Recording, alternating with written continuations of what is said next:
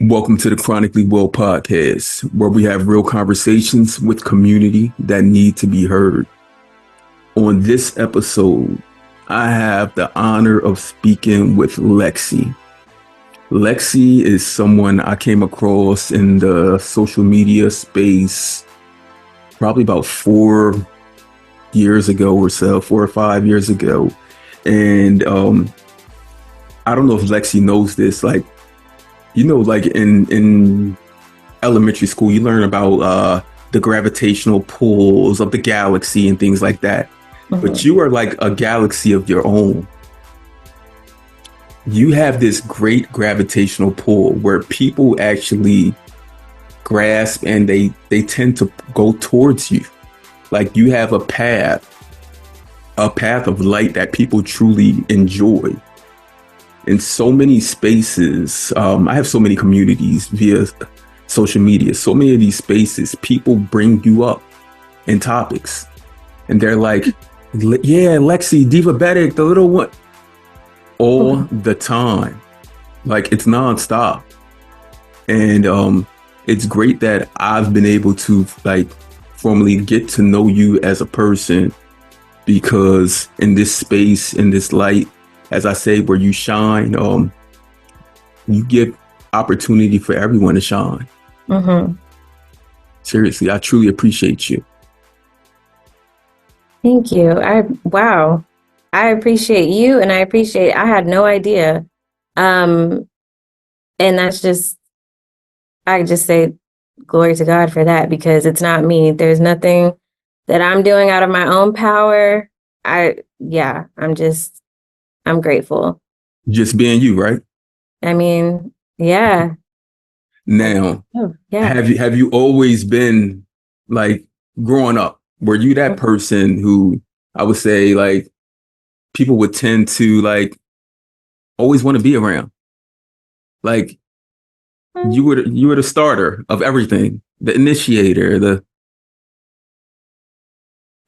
I think I was friends with a lot of people. I've always been a very caring person, and I care about people, and I like to make friends, I guess. So maybe, yeah, I just never thought of it like that, the way that you just worded it.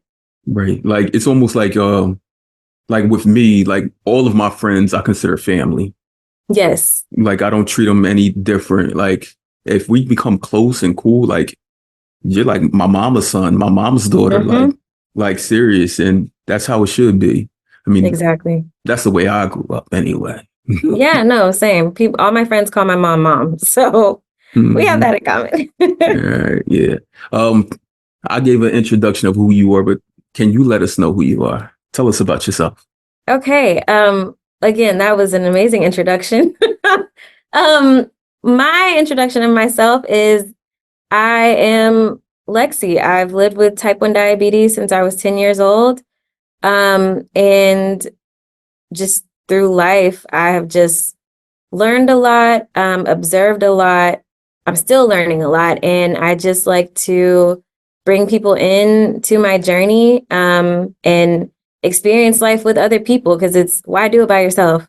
And I think I just really want people to know that diabetes doesn't have to hold us back. And community is very important, because, again, why do it by yourself? It's hard enough. At least if you have somebody to vent to or who you can relate to, you feel a lot less alone in this world. Right. Because we all know, ahead of meeting other people, like living with this, we truly believe we're the only one. Literally. Like, I mean, even if we have people in the community who have it, even if we have family members who have it, it's not the same, because the long nights, seriously, the nights where we get limited to no sleep, those days where we have so much we have to check off on our list, like a whole itinerary of things. But then at the end of the day, we look and we're like, because of diabetes, I only got 2 of the 10 done. Yeah. Like, people don't truly understand, or they don't get that, because I'm pretty sure people see you always on a go. Like, oh, Lexi got this. She can handle it. Yeah, and that's why I always am transparent about, whenever I am traveling and I drop running through the airport, or I've made a video in the bathroom before because I was changing a pod that got knocked off and I had to go to the bathroom at the airport because that's real. And if you're not exposed to what real life with diabetes is like, anytime you go through something that's not ideal, you think you're doing something wrong or you think there's something wrong with you when really we're all kind of doing the exact same things. And I think that's why it is important to be transparent. Look, transparency truly does matter because we can't put on this image that we are bionic. Right. Like, we truly aren't. Like, we're not. And people need to know that with living with a chronic health condition such as insulin, any insulin dependence, any type of diabetes, that we are not fully in control of everything that occurs. That shows that we have limits. I mean, we are both people living with diabetes, diagnosed at a young age, where you were diagnosed at 10. While you were growing up, did you ever look at some people who were like going through certain things and you're like, I wish I only had that? Like, did you ever? Yeah. 100%. You know, what's funny is that I now always say that I think that diabetics are some of any type of, well, people living with diabetes. I know people don't like the term diabetics. That we are some of the most compassionate people because we go through so much. But also on the flip side of that, I used to not be very understanding and compassionate. Because I'm like, that's all that you're dealing with. Shut up. Like, why are you complaining? I'm going through this and that, and my blood sugar is on top of school and boyfriends and all that kind of stuff. And, my girlfriends growing up, like one of my really close friends at the time, her, in high school, her parents got divorced and she was so depressed and just so upset about it. And I couldn't understand it because my parents got divorced when I was little. I was like 3 when my parents got a divorce, And I'm like, you're fine. It was so just not, oh my gosh, I was not that great of a person. You were lacking that empathy. That empathy, yeah, because I'm just like, girl, some of us have real problems, That's normal though, for people to do that. When they see someone else going through something and then they think about compare it. That's normal. Yes, exactly. And I'm grateful for that because I feel like, I probably have ruined some friendships and stuff because of that perspective. But, as you get older, you start self-reflecting and you learn like everybody's not the same, right? And something that's hard for one person may not be hard for the next person, but that doesn't mean that it's not hard. It's all relative. So you still have to respect somebody else's journey in life and how something impacts them versus how it would impact you because you're not the same person. Right. And it's not your fault that you got diabetes. Right. Yeah, that too. Equal to, it's not their fault that their parents got divorced. Right. So somehow we got to meet and be in the middle and be like, okay, we both got, like, it's messed up for both of us. Yeah, exactly. But at the same time, you don't want diabetes, and I don't want you to get diabetes at all. Exactly. At all. Family. You mentioned your parents getting divorced at a young age. What growing up, was it how many siblings do you have? So I have my mom. With my mom, I have a brother because she got remarried and had my little brother. And then my dad, and whenever he remarried, they had a little boy and a little girl. So I'm the oldest. I grew up with my mom's other kid. And my dad, because he and my stepmom live in the Cayman Islands. So I would see them every summer, like for the holidays and stuff. But I didn't really grow up with my siblings over there. Hold on. I gotta stop right there. So is that the main reason you went to the Cayman Islands? That's where I go all the time. I did not know that. Yeah. I thought like Lexi just loved the Cayman Islands. No, first of all, I mean, I do, but I can't afford to go there that often. Hotels are expensive. It's family. Yeah. I got you. Okay, I got you now. All right. What's my cousin's names? Gotta write the names down. I got cousins in St. Croix. You got like during this podcast, I've met so many people, and now I've been invited to go like all these different places. They're like, yeah, anytime I go to St. Croix, I'll let you know. And I'm like, Yeah. oh, bet. Well, I hope you were coming to Bali. You and your wife are going to come to Bali with us next year. Look, my wife was like, yes, let's do it. But I always gotta tell her like, but what we gonna do about these kids? But yeah, we're going to try and make it there. And she knows I gave her the itinerary, the dates, all of that stuff. Okay, good. Yeah, It would be nice to, because that's the other thing about, and sorry, I'm kind of getting off topic. it's no topic. This is organic. Okay, good.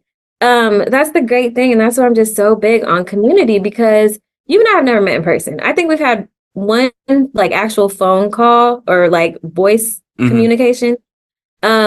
Most people that I consider like my dia buddies, whatever you want to call it, we've never met in person, but like we know each other, you know? And so it's like to be able, especially people that aren't, because some people I have met in person because they live like in Texas. But just to meet people in person that you have connected with for years, it's almost like a family reunion. That's kind of how I'm like, we need to finally have a family reunion, especially in the POC of the DOC, you know?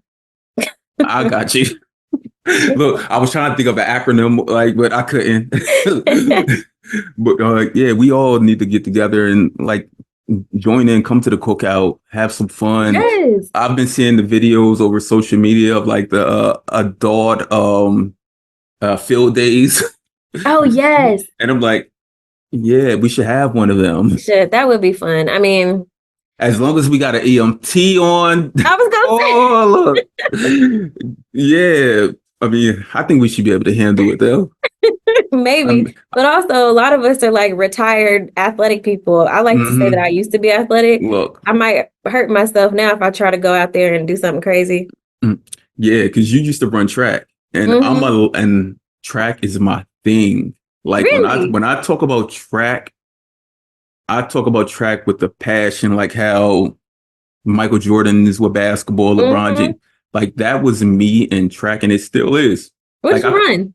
I run the 100, 200, 4x1, 4x2. Like those are my things. Like I'm a sprinter. Okay. And how tall are you? 5'11". Oh, okay. Huh. People always thought I would be a sprinter because I'm short.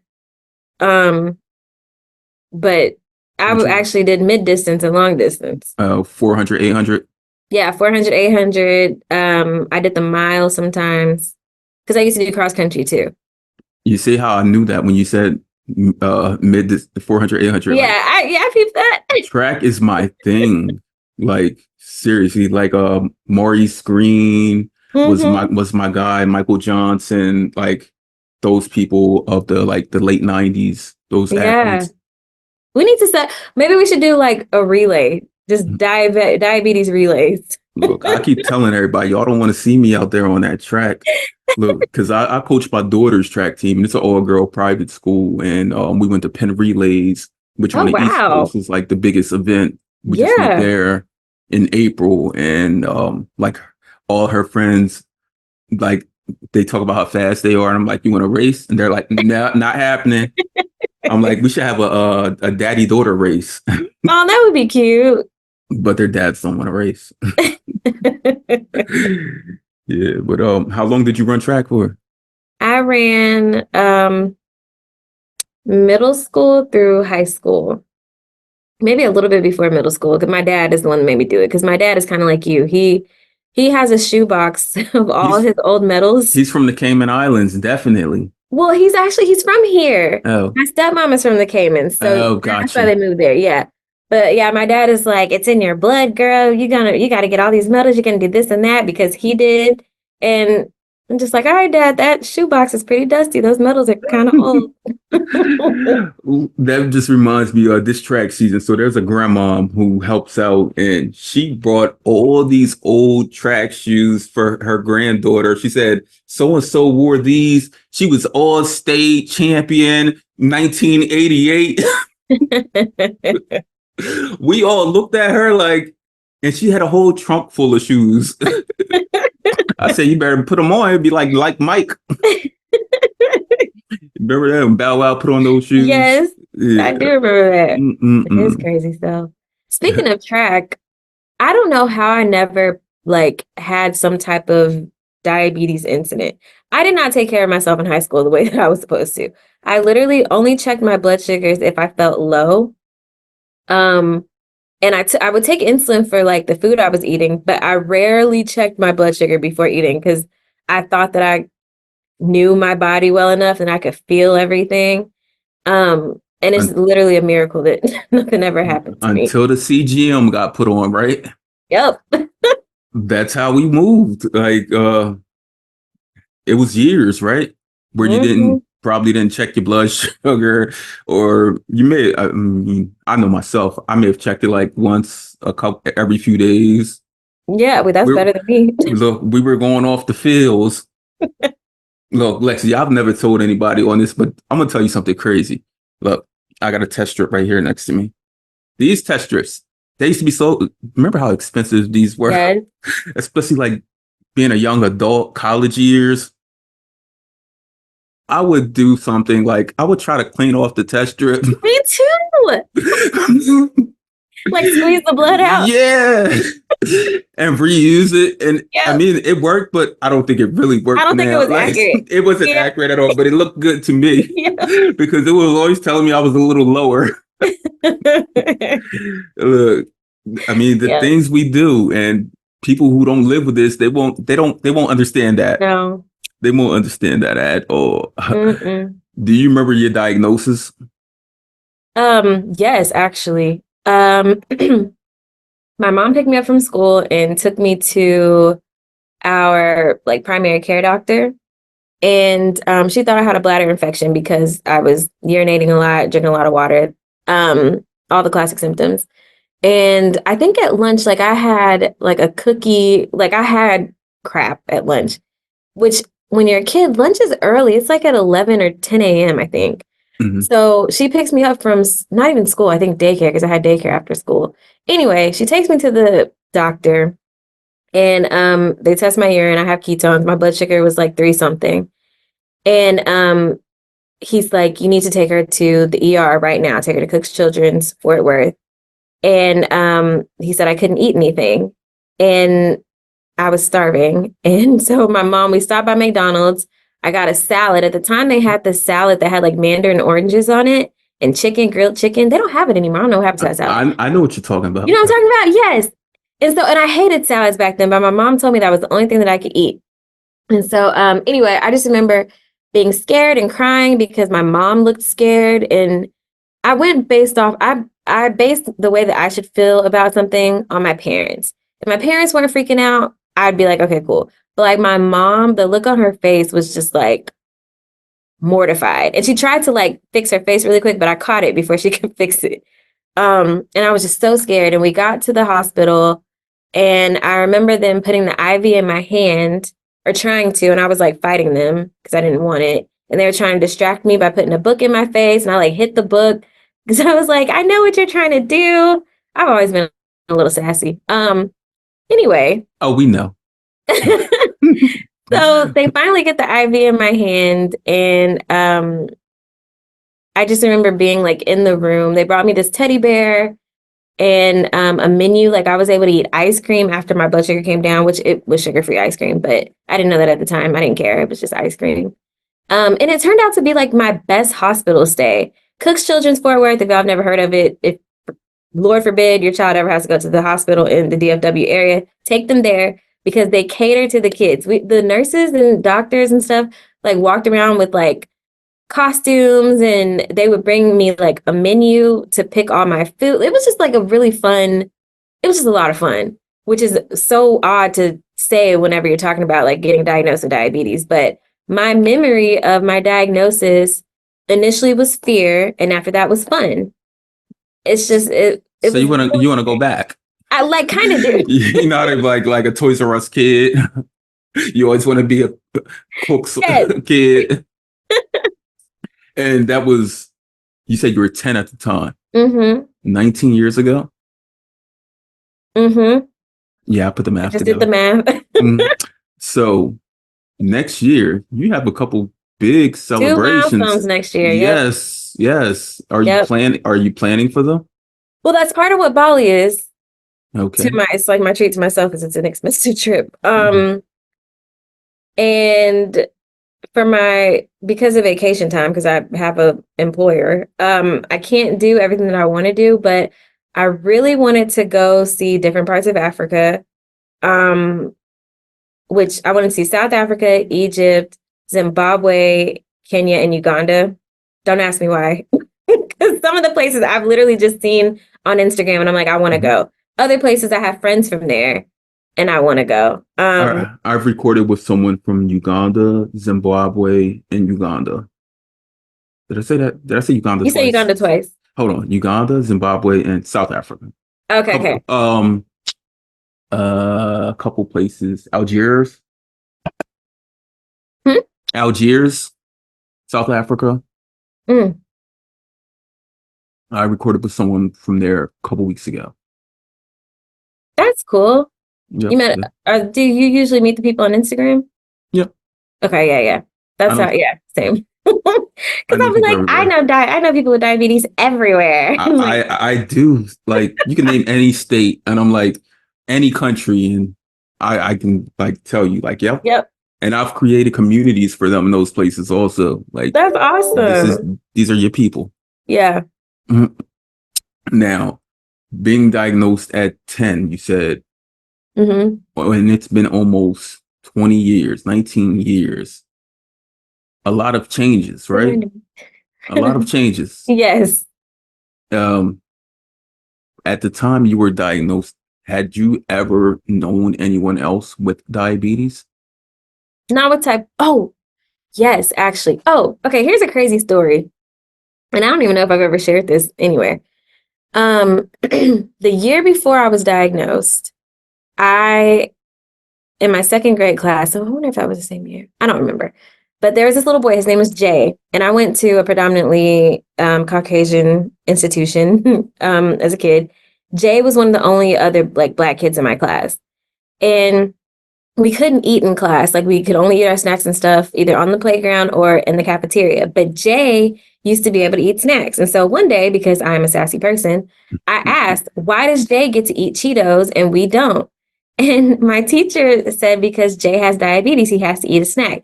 And I was like, I want diabetes. I literally spoke that. And then not too long after, the Have you girl was seen diagnosed with have you type 1. seen Jay since? I have not. Jay was like, gotcha. Oh man. Have you Yeah. seen the Caillou episode? Which What is one? I remember Kai's a what little ball, the yeah, little ball what is it cartoon. called? Yeah, he's like the white version of Little Bill. um what is it called? It's about a young girl in his classroom who has diabetes. And No. everyone, like one kid asks, why does so and so get to have snacks in class?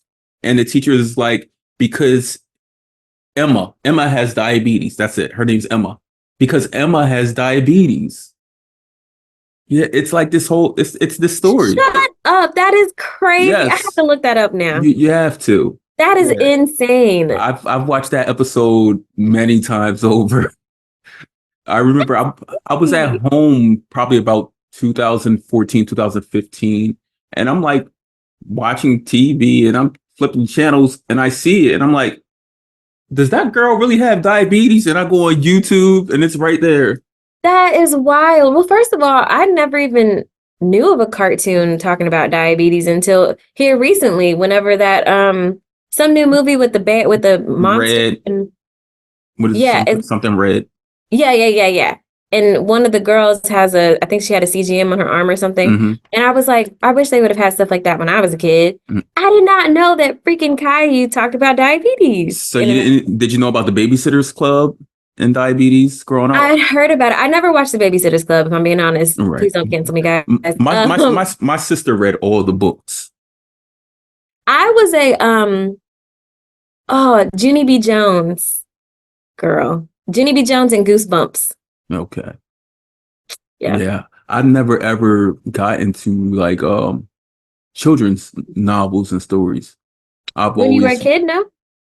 My favorite author as a kid was an author named Walter Dean Myers, and he writes a lot of books about like prominent Black people, like in wars and people who inventors, and it's he That's writes. what you read as a kid? Yes, I love them. Wow. So I feel like our intelligence levels are two completely different. No, no, no, no. Oh, that's hilarious. No, but Yeah. that's cool. I must share something with you. Yeah. So it's probably about 2 years ago. It was something I had replied to in a story of yours or whatever. And you said you were the first person to say this, Lexi. You were like, "Yeah, well, you're like our diabetes therapist." Yeah. And you know how many people have said that to me since then? Because Like, you are.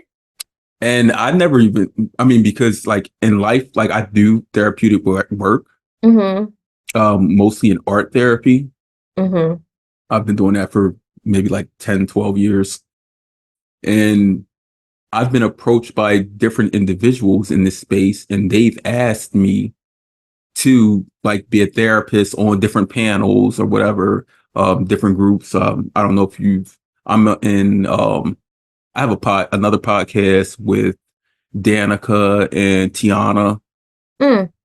called Oh, I think I've seen that on your page. the highs and lows. Yeah. So I speak a lot of like about therapy in that. Mm-hmm. Yeah, but yeah, you were the first. Yep, that's what I do. Yup. Uh-huh. Looking through those stories and those feeds, trying to pinpoint what everyone does.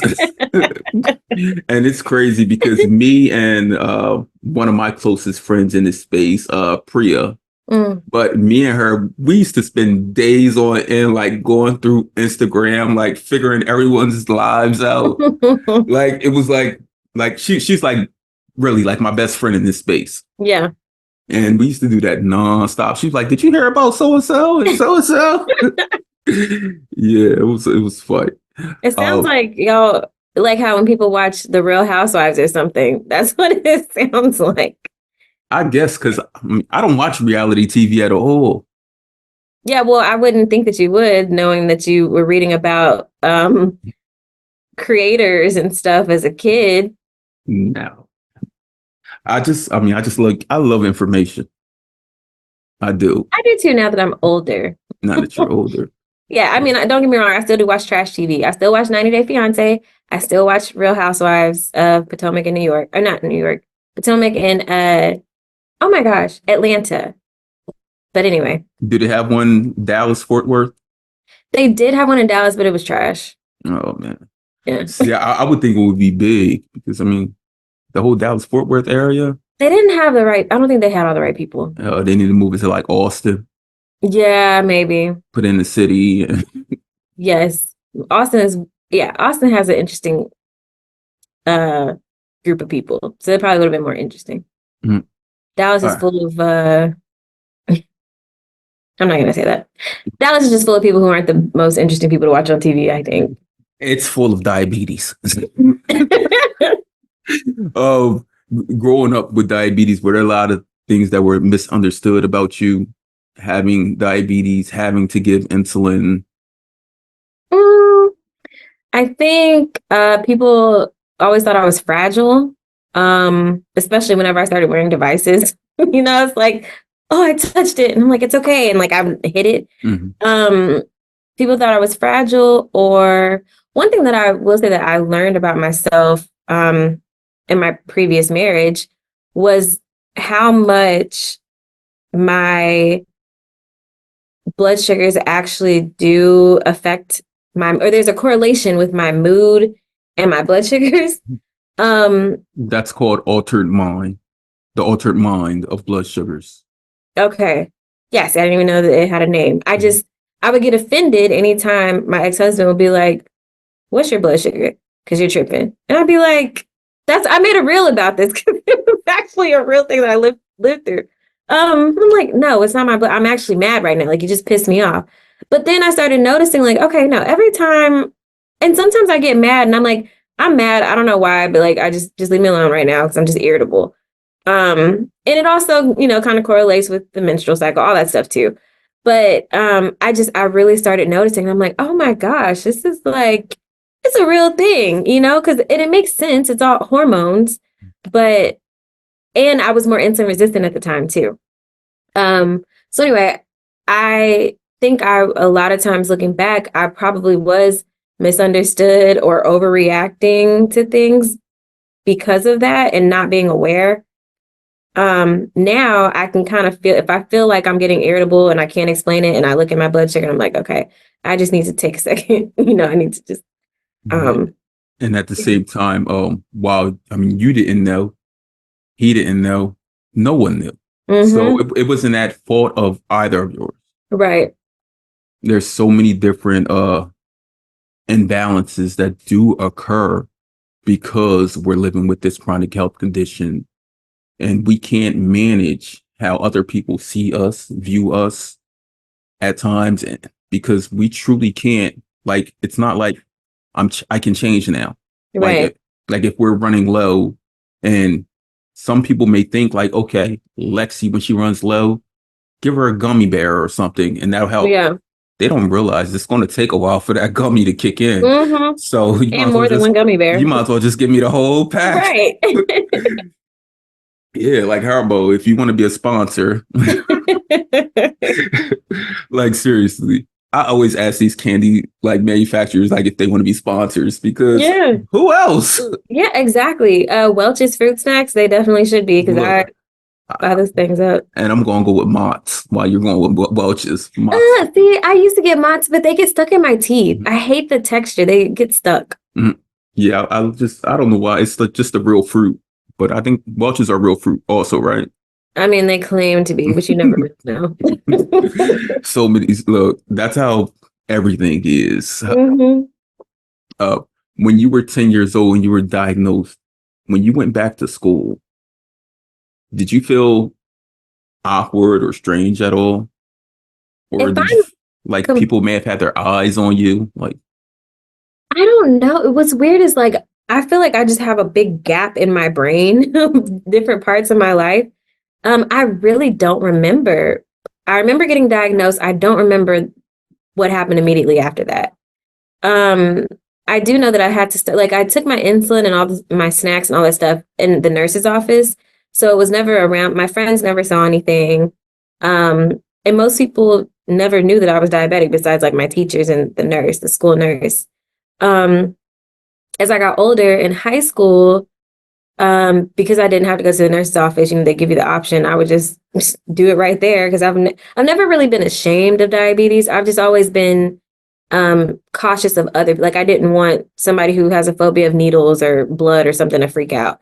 But I've never necessarily been ashamed. So people were more exposed back then. But I don't really I think it was just more of that fragile thing. They just thought that I just had to be super duper careful all the time.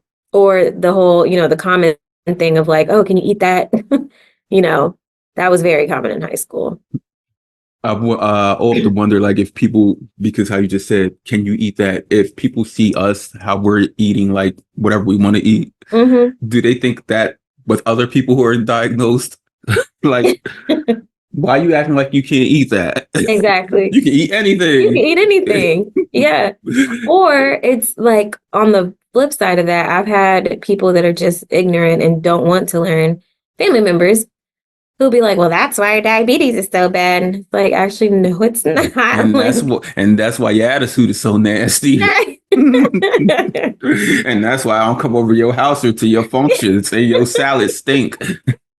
Not just salad stink. Look, I freestyled that one.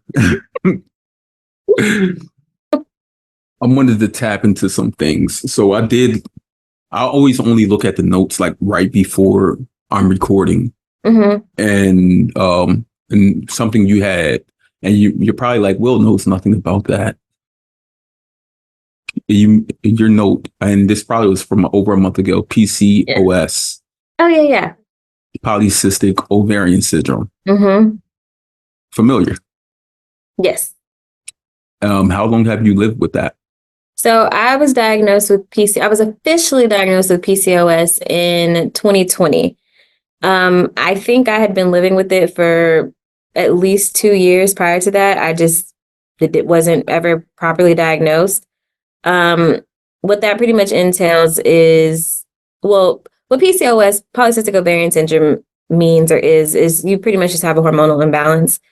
I have a higher level of testosterone in my body than the average woman.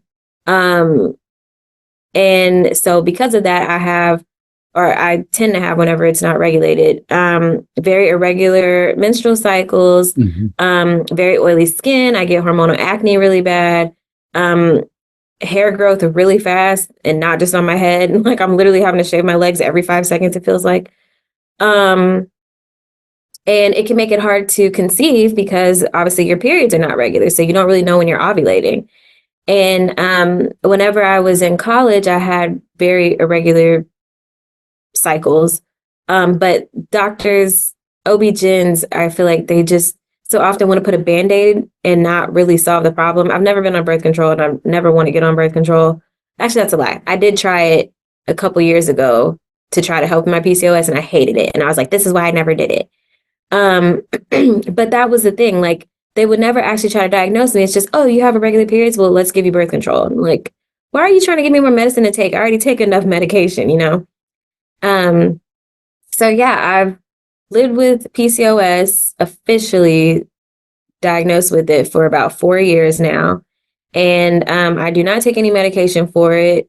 I've noticed that whenever my body, which this is the part that makes sense, when my body is more insulin resistant, that's when all of the problems tend to be worse. My skin is more oily, my cycles are more irregular. That usually happens whenever I am eating a lot of processed foods or a lot of fried foods or things that require a lot more insulin. And I'm not being as active versus whenever I am eating a lot cleaner and I am being regularly active. So yeah, it's been interesting. So I know quite a bit about PCOS. I don't know because I love research. I absolutely love research.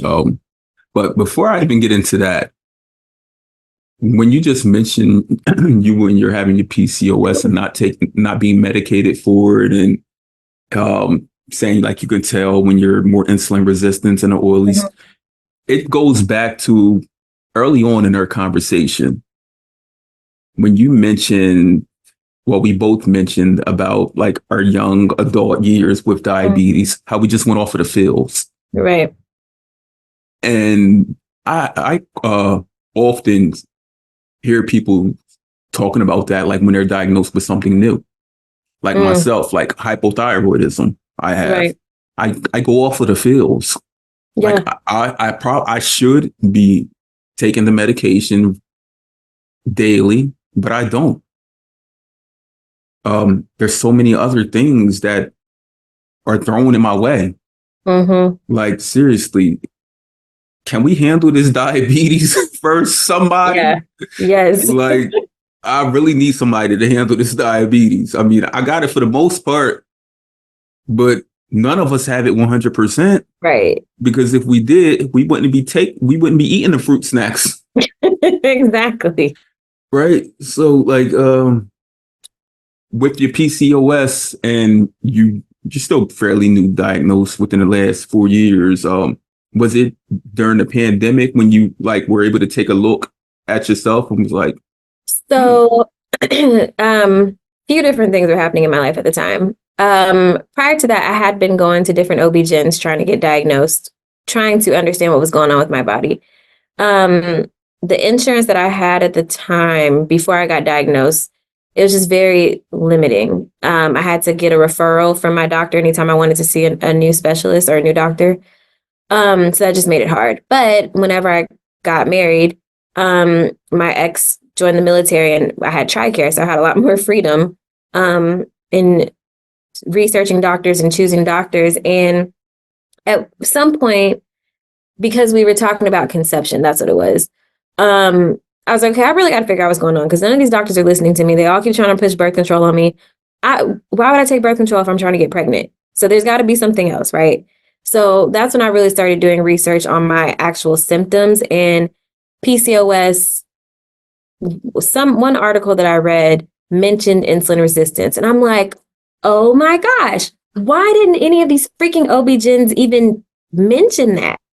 And the crazy thing is, in college, I had my endocrinologist told me that I was showing signs of insulin resistance. He didn't tell me what that meant. He didn't tell me what I needed to do to change that. He didn't tell me what other things that would affect within my body, but it just all clicked for me in that moment. And so I printed out some of these different articles. I made a list of all my symptoms, and I went to go see my new OB-GYN. We got stationed in Georgia whenever we moved to Georgia. And I told her, I think I have PCOS and I would like to be tested for it. I thought it was like a blood test, which is not. But you basically diagnosed yourself I diagnosed myself, and told them they just need to put it in your charts. Yes, basically, yes. Tell me that I'm right because I know that I am, is basically what I wanted to say to her. So anyway, we went through, she basically did through process of elimination of other things, ended up diagnosing me with PCOS. And her first thing was, of course, birth control. And then whenever I told her I wanted to get pregnant, she had this whole, like, she wanted to put me on metformin to help with insulin resistance. I just didn't want to be on more medication. I wanted to find a way to naturally do it. And I don't know why none of these freaking doctors would just tell me that so many of the foods that I was eating contribute to inflammation in the body and insulin resistance. But once I figured that out, it was actually the book Mastering Diabetes. Dr. Robbie sent it to me. And I went by that book for like probably about 2 weeks, and I noticed I was going low all the time. So I had to lower my basal rate. I basically decreased the amount of insulin I was taking by like 60% within like a month, maybe even less than that. But I feel like it was about a month whenever because you were taking all of that insulin because of the resistance. Yes. Yeah. And so it's like, no, the solution isn't putting a Band-Aid on it with birth control so that I'm taking birth control and still taking a bunch of insulin. The solution is, let's identify the root cause and fix that, so then everything else can just flow naturally. But right, yeah. Because I mean, what is it? Statistics say 1 in 4 women with type 1 diabetes are diagnosed also with PCOS. Mm-hmm. Yeah, and when you mention things such as, like, if only they told you to change your diet, Yep, it will help with insulin resistance. I ask myself, because of how much money we pour into pharmacies, because of our scripts and everything. Yep. Why is it that someone like us who live with type 1 diabetes, why can't we get a prescription for our diets? That is a good point. That's a great question. Like, I've never thought of that until just having that conversation with you. And I'm listening. I'm like, if we need certain foods, not only to better manage, but to just live better quality of life, like you said, why can't we get a prescription for that? Like some whole foods, right? Some greens, like a stipend or something through our insurance. But you know what's the ironic thing, and this is what I always tell people whenever they ask me about how I should eat. The way that a type 1 diabetic should eat is the way that anybody should eat. Right. The problem is, in America, gluttony is a big thing. Access to crap is easier than it is to access, and more affordable than it is to good things, healthy things. And we're not really, like, that instant gratification and the busyness and just everything in America is just so quick. And it's like you don't have time to really just care for and nurture and understand your body. Right. Like, and so it's like, if they were, I guess, to answer your question, just thinking, like, if they were to, number one, they would lose a ton of money if they were to allow people to eat healthier with both type 1 and type 2 diabetes. But also, it wouldn't even just be diabetes. A lot of the foods that we eat as Americans, like in our natural American diet, contribute to a bunch of things like high blood pressure and thyroid issues and what's the thing, cholesterol. Like all those different things would probably, they probably wouldn't completely go away, but it would be a lot less of it, which I try not to speak like a conspiracy theorist, but we all know that money talks. Like the pharmaceutical industry is a huge thing. And when you talk about like monies and pharmacy, even food, I think of like I told you when I was younger, like the type of books I read and everything. Like my youngest son is the same way. He's similar. Like he's a research giant. Like he's 10, but he's like 35. Like seriously, like he's my go-to guy for anything. Even his siblings who are 13 and 15. Anything, world history, science, the human body, earth cycles, anything. It's him. Plants, botany, all of those things. So I ask, why aren't we gifted early on in life the education about health? Yeah. It seems as though, like, I mean, considering like most schools don't even do health class now because of everything else, politics and whatnot. Yep. But and I mean, I think I had my first health class. I was in 6th grade, like middle school. Why aren't we having health or just health education? It doesn't have to be a health class, just health education. Just like we have physical education. Yeah. Just physical and mental health education early on, like as we enter school. Yeah. Because that would change a lot of things. That would give kids the option of actually changing the trajectory of things for their family and the future of like everyone as a whole. Yeah. Well, you said something, you mentioned like health class, and it made me in politics.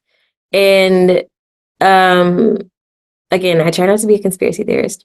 However, this isn't even a conspiracy. One thing that I support everybody having access to the healthcare that they need. What I don't understand is why certain cosmetic or unnecessary medical treatments are like covered by insurance, yet and like free for a lot of people. And insulin is not. You know, like if we're people that are doing the hormonal treatments and stuff like that, which is great for them. But why do they get that for free? And we actually need insulin to live, and we don't get that for free. Which is a hormone that our body doesn't. Hormone. Yeah, a hormone that our body doesn't produce. Exactly. That's needed to live. Exactly.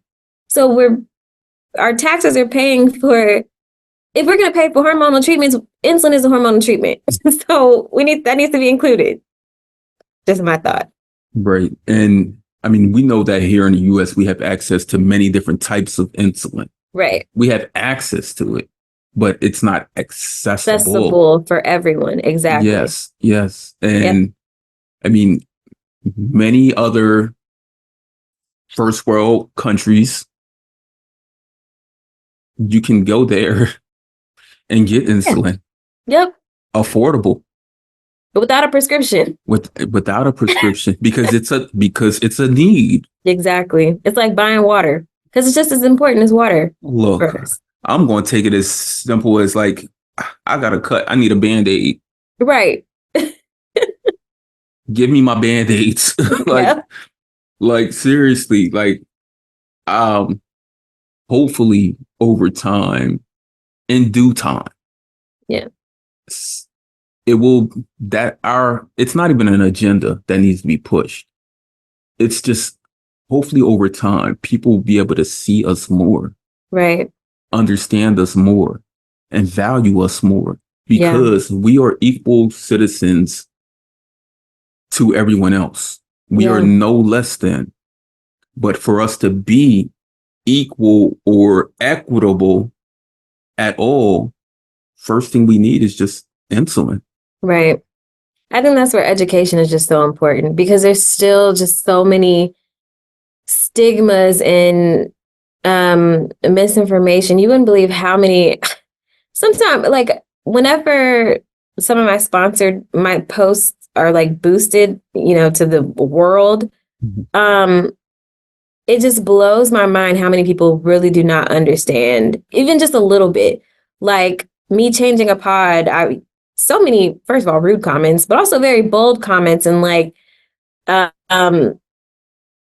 people just don't understand, and they just think that we're talking about insulin for attention, or, well, maybe if you would take care of yourself better, you wouldn't have to do that, or if you would eat differently, like all the normal things that we talk about, that we hear, that's annoying. But it never really occurred to me, especially whenever I first started talking about diabetes, because it was within the diabetes community. It wasn't reaching non-diabetics. So we all understand. But once, like, companies started like pushing it out to like the world, people who don't have diabetes, I was like, oh my gosh, there's so many people who don't get it, and who are not. What blows my mind is the lack of compassion. And that, kind of circling back, maybe because I used to be like that, so maybe it's like karma, but it's just lack of compassion and understanding. If I see somebody who has a situation, like a medical thing, I'm not gonna like talk down on it, or I don't know, belittle it, or make it seem like it's less. I don't know. I do not get it. And I also don't understand why people don't just take 20 seconds to type something into freaking Google. What is type 1 diabetes, instead of getting on my dang comments and saying, go eat some cinnamon. You tell me to eat cinnamon one more time. Hear that word, diabetes, and they shrivel in fear. Yeah. They shrivel in fear because of the unknown. I've been a media literacy educator since 2016. So for the last 8 years. And me being a media literacy educator, I know that it's solely because it's not out there enough in the media. Right. Like the presence is not there. Like even though today we do see more things regarding diabetes in the media. Yeah. It's still not saying exactly what it is. It's like get screened. Okay. Yep. CGMs help you not prick your fingers anymore, or not as often. But now CGMs are advertised for non-diabetics anyway. So it's like, that's even confusing. Right. How are we going to find our people out in public now? Right. like you got that. No, no, get that diabetes away from me. Like, yeah, like if only it was more publicly stated and shown what diabetes truly is. Right. Like we know what cancer is. Yep. We know what chronic kidney disease is. Yeah. We know what so many other things are, whether they're physical health or mental health. Why is the world ignorant to diabetes? Yeah. Not ignorant. I almost feel like at least in America, society is desensitized, because most of what you hear is type 2 diabetes and obesity. All type 2 diabetics are not obese. So there's that. And obviously there's multiple types of diabetes, and it's not just type 1 and type 2, but it's just that's the main thing that's put out there, that for the general public, I could kind of understand them being like, well, go lose weight and you'll be fine. Go walk and you'll be fine. And they don't take the time because it doesn't affect them. So why would they care to understand, Right. Because when we look back, 1922, 102 years ago, when insulin was first used to help children who were bedridden, comatose, and it woke them up and helped them live productive lives.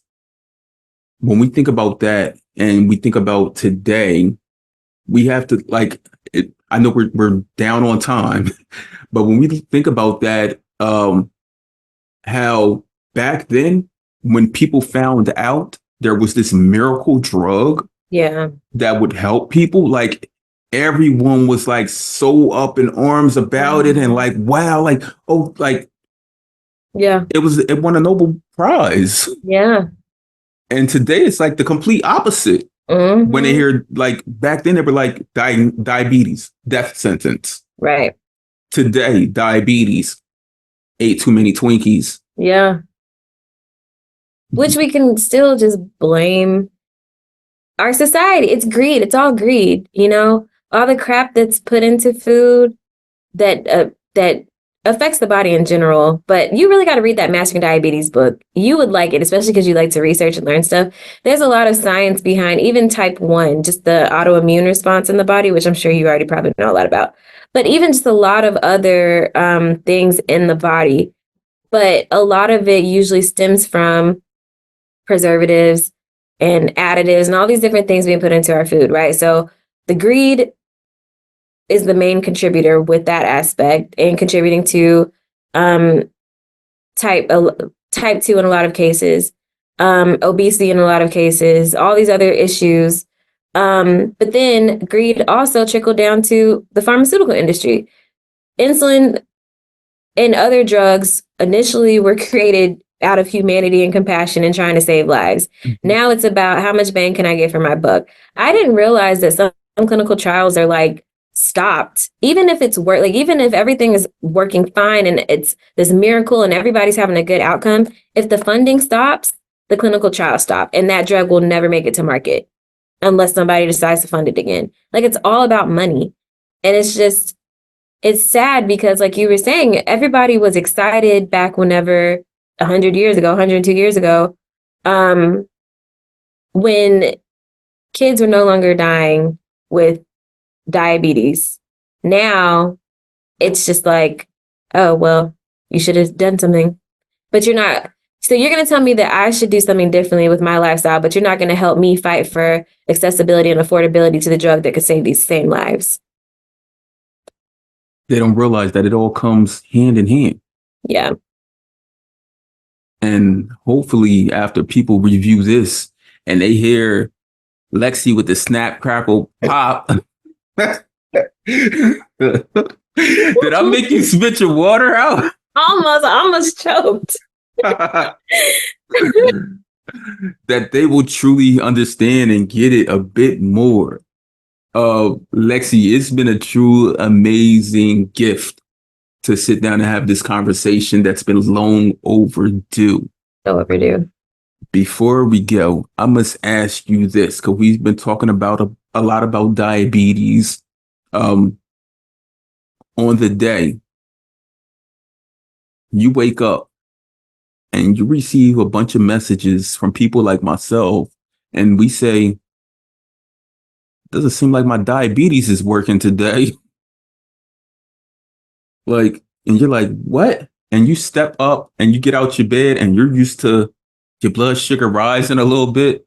Mm-hmm. And you look at that CGM and it says you've been sitting at 88 all night.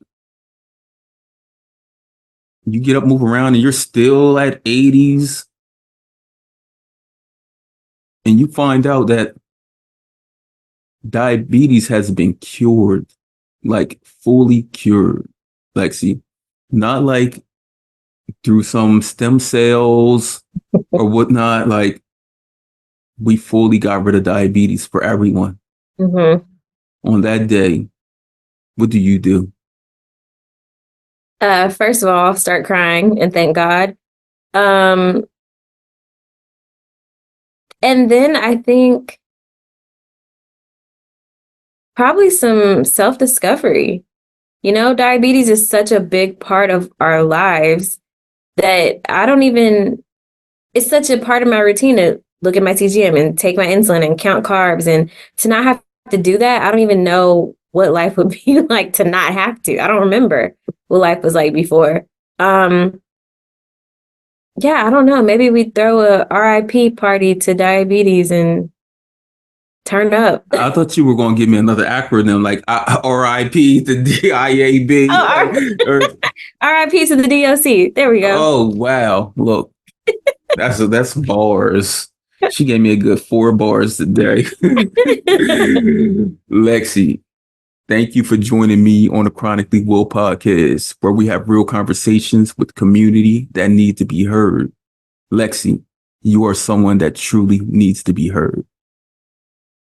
Thank you, Will. Thank you for having me. Thank you. Such an honor. It's an honor. All right, go handle your business. All right, yeah, let me get back to work before I get fired. Mhm.